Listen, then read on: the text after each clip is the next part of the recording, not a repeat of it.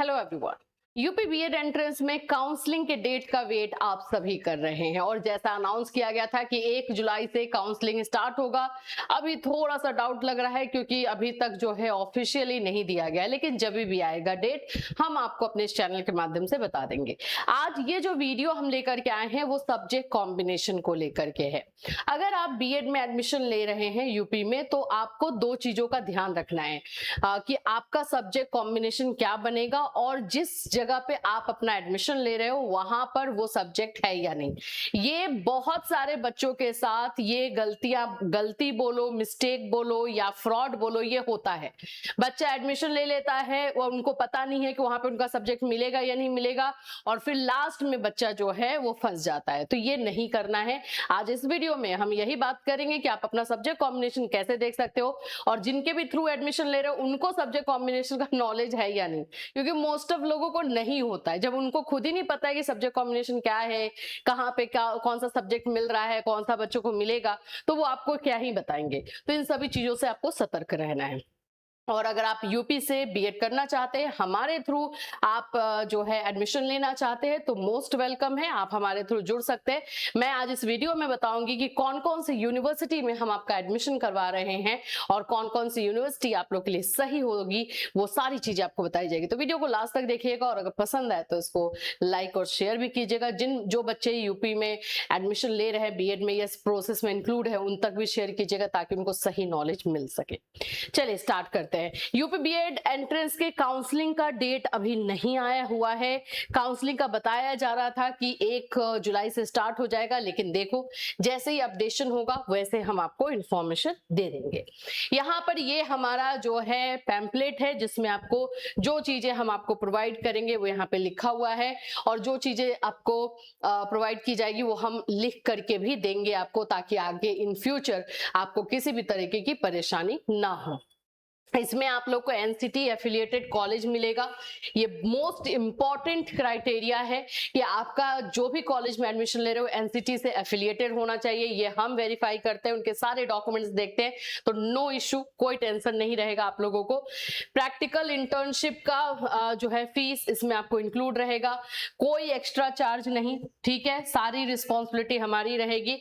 आपको प्रैक्टिकल में अच्छे मार्क्स मिलेंगे। एग्जाम के समय देखो, एग्जाम के समय रहने का फैसिलिटी हम उन्हीं स्टूडेंट को देंगे जो थोड़ा सा सही होंगे, क्योंकि ये प्रॉब्लम अब हमें देखने को मिल रही है कि बच्चे को हम रहने को तो दे देते हैं, बहुत अच्छी जगह पे हमने दिया हुआ है, लेकिन वहां पर इनडिसिप्लिन आप जाके दिखा रहे हो तो कॉलेज वाले रेडी नहीं हो रहे हैं रखने के लिए। तो ये सारी चीजें अगर मिलेंगी तो फिर वो प्रॉब्लम आ जाएगा। मैं आपको क्लियर बता रही हूँ, फिर आप लोग जो है खुद से अपने रहने का देखोगे, वो आपका जो है पूरा कॉल होगा, क्योंकि डिसिप्लिन में नहीं रहोगे हमारा भी नाम खराब होगा, आपका भी होगा। प्रॉब्लम है भाई, प्रॉब्लम ही प्रॉब्लम हो जाएगा, तो वो हमें नहीं चाहिए। सभी बीएड के हमारे जो है बैचेस चलते हैं बीएड कोर्सेज के, उसमें आपको 50% का डिस्काउंट दिया जाएगा, ठीक है। ये सारी चीजें, no need to attend classes, ये सब आप देख लीजिए। अब हम किस किस यूनिवर्सिटी में करवाते हैं वो भी मैं बताऊंगी, लेकिन जिनको भी एडमिशन लेना है ये हमारा ऑफिशियल नंबर अब 2 है। जो नंबर हम आपको प्रोवाइड कर रहे हैं उसी नंबर से हम आप बात कर सकते हो। कोई दूसरे तीसरे नंबर से आप बात कर रहे हो उसकी रिस्पॉन्सिबिलिटी हमारी नहीं है। हम ये नहीं चाहते कि हमारे पास 1000 स्टूडेंट आ जाए, 2000 आ जाए, 4000 आ जाए। हमारे पास 100 ही स्टूडेंट आए, 150 स्टूडेंट आए, लेकिन हम उनको जो बोल रहे हैं वो फैसिलिटी मिले और उनके साथ किसी तरह का गलत ना हो, बस हमारा मेन प्रायोरिटी यही रहता है। तो इसी की वजह से कुछ लोग जो है, जो आप हम पर ट्रस्ट करते हो उसका बेनिफिट उठा रहे हैं और फोन लगा के आप लोग को बोल रहे हैं कि हम कैटलिस्ट सोनी से बोल रहे हैं, हम उन्हीं टीम से हैं और हम आपको बोल रहे हैं। तो ऐसा कुछ भी नहीं है, यही 2 नंबर है।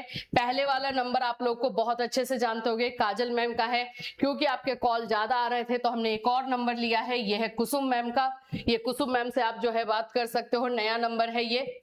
बस यही, अगर इस वाले नंबर पे बिजी आया तो इस पे कॉल करोगे, अगर इनसे इंफॉर्मेशन ले चुके हो तो इनसे इंफॉर्मेशन नहीं लोगे, डायरेक्टली आपको जो बात करनी होगी वो करोगे। थोड़ा सा आप लोग भी सब चीजों का ध्यान रखोगे।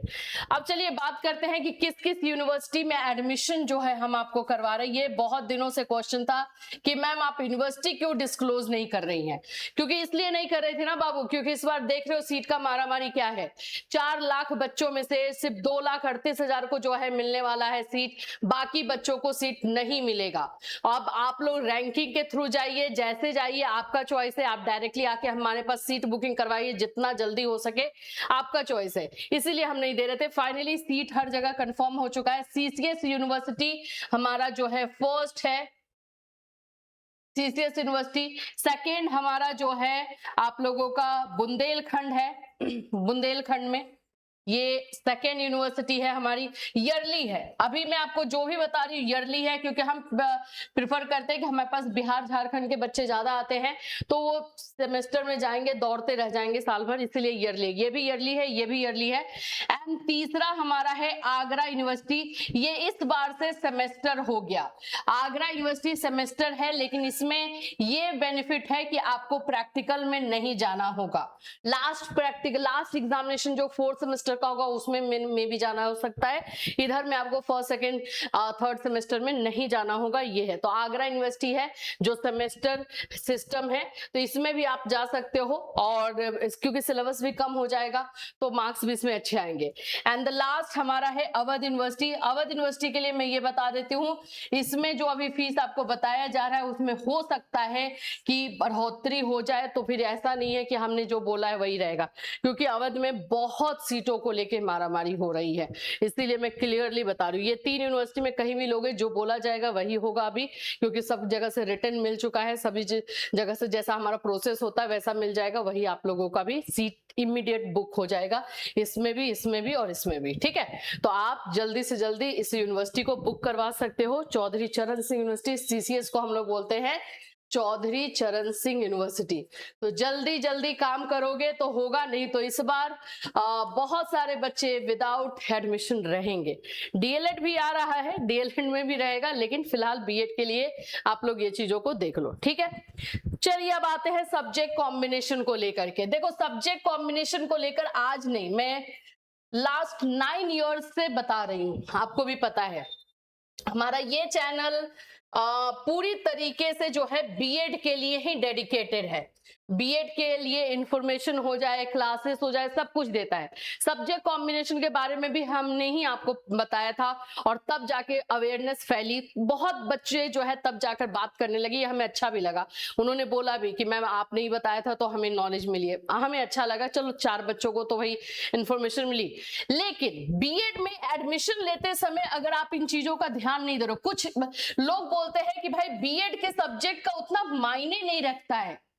भाई स्टेट वाले आपको लिबर्टी दे देते हैं कि अगर बीएड में आपने वो सब्जेक्ट नहीं लिया है तो भी आप कहीं पे नौकरी कर सकते हो, सेंट्रल में नहीं है। आप जिस सब्जेक्ट में ट्रेनिंग नहीं लोगे उस सब्जेक्ट के टीचर बनोगे, खुद सोचो ना। तो ऑफ कोर्स वो आपके बीएड में वो सब्जेक्ट होना चाहिए। स्पेशली मैं 2-3 सब्जेक्ट का नाम ले रही हूं जिनके बच्चों को ध्यान रखने की जरूरत है। इसमें से एक सब्जेक्ट है फाइन आर्ट्स। फाइन आर्ट्स का सब्जेक्ट हर जगह नहीं मिलता है, जहां मिलेगा वहीं एडमिशन लेना है, याद रखना। ठीक है, दूसरा हो जाता है उर्दू। उर्दू वाले बच्चे को हिंदी सब्जेक्ट दे देते हैं ये लोग, आपने कॉल करके हमें बताया है। सोचो, तो जहां उर्दू हो वहीं पे एडमिशन लेना। सब्जेक्ट कॉम्बिनेशन जरूर से जरूर ध्यान देना, इसमें हमारा कोई बेनिफिट नहीं है, बस क्योंकि इधर 3-4 दिन से बार बार कॉल आ रहा था, और उधर जो बच्चे फंस चुके हैं, 1 साल निकल चुका है, वो लोग आकर के बताते हैं मैम अब हम क्या करें, यहाँ पे तो हमारा सब्जेक्ट ही नहीं है। तो ये गलत आपके साथ नहीं होना चाहिए। बाकी चीजें अपनी जगह पे है, ठीक है, अपना काम अपनी जगह पे, इंफॉर्मेशन सही इंफॉर्मेशन आप तक पहुंचनी जरूरी है।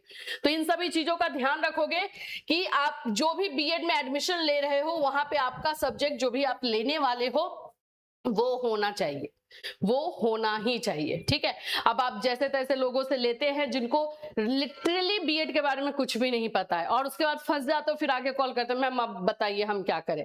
मैं आपको ऐसे 3-4 एग्जांपल दूंगी। जैसे जो एक बच्चे ने तो एग्जाम के समय जब फॉर्म फिल होता है तो उस समय उससे पेडागोजी बोला गया, पेडागोजी उसने लिखा अपना उर्दू, उसको उर्दू नहीं दिया जा रहा, उसको बोला जा रहा हिंदी ले लो। क्या है मतलब, उर्दू वाले बच्चे को आप हिंदी में जो है ट्रेनिंग दिलवाओगे, तो ये चीजें हो रही। अब वो बच्चा पूरा मैम अब हम कंप्लीट करें, मैं बोली देख लो बाबू, अब आपने मिस्टेक ऑलरेडी कर दिया है, अब आपको क्या करना है, तो सोचो वो पूरा 1 साल बर्बाद हुआ, इस बार उसने एंट्रेंस एग्जाम दिया है, फिर से एडमिशन ले रहा है हमारे थ्रू। ये नॉलेज जरूरी है, और जो लोग एडमिशन करवा रहे हैं वो भी इस बात का ख्याल रखें कि बच्चों के साथ पूरा उनके करियर का बात आ जाता है, तो थोड़ा सा ख्याल रख करके एडमिशन ले तो सही रहेगा। बस ये सजेशन है, बाकी आप लोगों का चॉइस है, क्योंकि कॉल इस पे बहुत ज्यादा आ रहे थे इसलिए मैंने इस वीडियो को बना दिया है। ठीक है, तो ये सारी चीजें इसमें रहेंगी और सब चीजों का आपको ध्यान रखना है एज ए स्टूडेंट। आप किन किन चीजों पे ध्यान रखोगे ये हमारा काम है बताना, हम आपको बता रहे हैं। इससे रिलेटेड कोई और इन्फॉर्मेशन आएगी डेफिनेटली आपको हमारे इस चैनल के माध्यम से इन्फॉर्मेशन दी जाएगी। फिर मिलूंगी, till that take care everyone.